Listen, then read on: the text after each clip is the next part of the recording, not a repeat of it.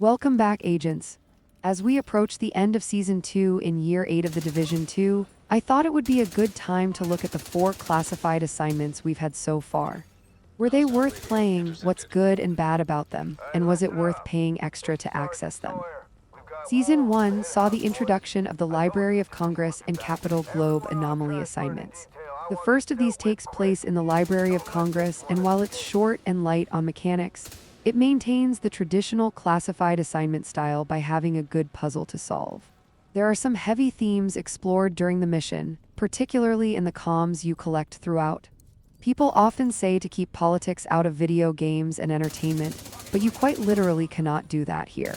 Of course, I won't spoil the story or the puzzles here, but I do recommend collecting and listening to the comms so you see what I mean. The design of the areas you traverse and the magnificence of the final boss room are sights to behold. It almost seems a shame for this level of work and detail to be locked away behind a paid mission. I would have loved to see this area accessible to all as a social area or safe house. It deserves to be seen and used and not kept behind closed doors. Defeating the boss guarantees a drop of the weapon linked to the assignment, in this case, the Archivist, an ACR-type assault rifle with the talent Perfect Ranger. I found myself using this one in retaliation, as I am often at distance from randomly spawning enemies, and it worked out pretty well. All classified assignments can be repeated indefinitely now, so if you want to farm for a better version of the weapon drop, you can. You could also aim to farm multiple copies to donate to your proficiency levels. Since the blueprints for these weapons are not currently available, the drop from the boss is the only way to obtain them. While it's nice to have some unique loot in these missions, the talents are only perfect versions of ones that exist elsewhere. I would imagine it has been done this way for the sake of pay-to-win balancing. The second assignment, launched in Season 1, saw us head to the Capitol Globe offices. For me, this mission was less interesting, and a little bit of an anticlimax compared to the Library of Congress. I think if it had been a mission during the main or DLC story, it would not have stood out, and probably one of those ones I would not look forward to playing. There is a lot of running back and forth to different parts of large areas, on multiple levels, perhaps to give it a sense of scale. With the mission areas being somewhat larger and open plan, it does make for a little more chaos with the spawns being spread out and on different levels. The mechanics are much lighter than other assignments, but the boss room is considerably more hectic. The weapon drop from this mission is the Headline Grabber, an LMG with the talent Perfectly Strained. So far we have only seen this talent on the enhanced PP-19 submachine gun, the Cold Relations. So it's nice to see it on a weapon archetype that I would actually consider using. Season 2 added the Conspiracy Zone Hideout and the McMillan Reservoir Assault assignments. These are somewhat more complex than previously, and for me personally the first is a bit of a nightmare to complete.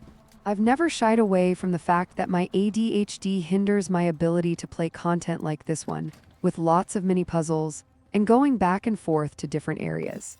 I often find myself instantly forgetting where I am supposed to go and not easily completing puzzle mechanics I've clearly seen and done before. Needless to say, the recording of this one was painful, and I won't be going back anytime soon. However, trying to look at it objectively, this is a fun one with lots of cool props and designs, and I think some people will absolutely love it.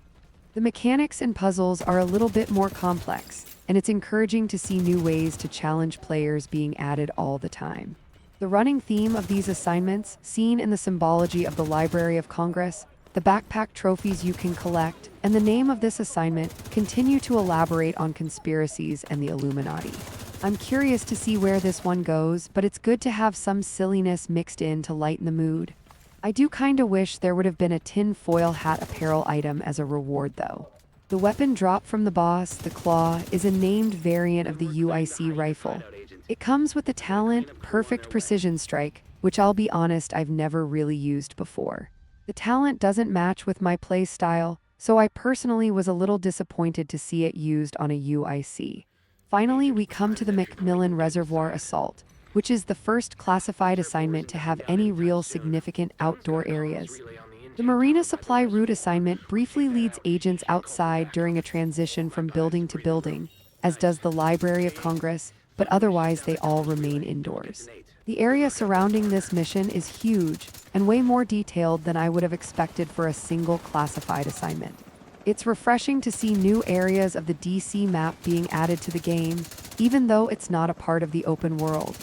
This one feels more like a story mission than a classified assignment. I haven't followed the lore too closely, but on the surface it feels strange to be restoring the water supply to DC and it not be part of the story. Again, the mechanics are a little light, but considering the intricate nature of the mission design, I feel that it is balanced out quite nicely. Of the 4 assignments added to the game in Year 8 so far, this is the first with more than one enemy faction to fight. Here we face True Sons and Hyenas at various points, with the end boss Major Dutton being of the True Sons. This time around the weapon drop from the boss is a little underwhelming. The Old Glory is a named variant of the Police T-821 submachine gun. It has the talent, perfectly close and personal, which increases weapon damage after a kill within 7 meters. This one is a straight deconstruct for me. Again, it's not my play style, but also this weapon type is far from ideal for most content. The mission itself makes up for some of the disappointment with the loot, but hopefully the drops in the future are a little better. This year is the first time we've seen new assignments since the beginning of the Division 2. They were always paid content from the start, so it's no surprise that the new ones would be the same. They can be obtained either through the season pass as part of a bundle, with tier skips, bonus credits, and so on, or you can purchase them individually for 500 premium credits each. I chose the route of buying them individually as they unlocked during their respective seasons. I felt like I didn't have to go all out on the big bundle, and was happy to have the option to purchase only what I wanted. So I guess the question is, were any of them worth it? Would I pay for them again knowing what I know now? The answer is not just a simple yes or no. I really enjoyed the Library of Congress and the McMillan Reservoir assault missions, but would have been happy not to buy the Conspiracy Zone Hideout or the Capital Globe Anomaly. I think my conclusion and advice for anyone on the fence depends on what you want to get from these missions. If you like story and lore, good level design, something fresh and fun, but aren't too worried about replayability and loot, then it's absolutely worth it. If you're more interested in the grind for top-tier loot, XP, and so on, then I would skip these. There are some hints within the menu UI that suggest there is an overall reward for completing all of Year 8's classified assignments. It looks as though it may be an exotic weapon, though no details are known at this time. Again, for the sake of pay-to-win balancing, I can't imagine it's going to be groundbreaking, but it does perhaps give you more food for thought on your purchase. I will likely continue to buy new classified assignments as the year continues. Partly as I'm already invested, partly so I can help you make informed decisions on how you spend your money and time.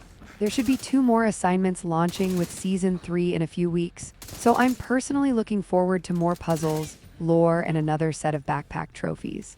I hope this video has helped you decide what to do, but let me know in the comments your thoughts on this year's assignments, and which is your favorite so far. As always, thank you for watching, and I'll see you in the next one.